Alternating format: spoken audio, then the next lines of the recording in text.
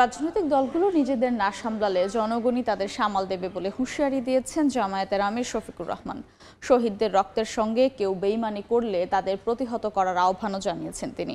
সকালে কুমিল্লায় পথসভায় অংশ নিয়ে এসব কথা বলেন তিনি। জামায়াত যেনতেন নির্বাচন চায় না উল্লেখ করে শফিকুর রহমান বলেন, আগামীতে যে কোনো ফ্যাসিবাদের বিরুদ্ধে কঠোর প্রতিরোধ গড়ে তুলতে হবে। পথসভায় সভাপতিত্ব করেন কুমিল্লা মহানগরের আমির কাজী দীন মোহাম্মদ।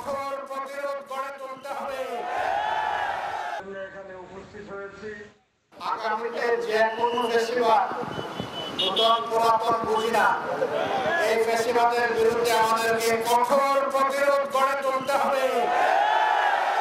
আমরা যেন তেন কোনো নির্বাচন চাই না। বাংলাদেশে বিভিন্ন জায়গায় ইদানিং রাজনীতির নামে যে অপকর্ম আর উৎপাত আমরা লক্ষ্য করছি, আমরা সংশ্লিষ্ট দলগুলোকে বলবো, সাবধান হোক, নিজেদেরকে সামলান, জনগণই আপনাদেরকে সামনে দিয়ে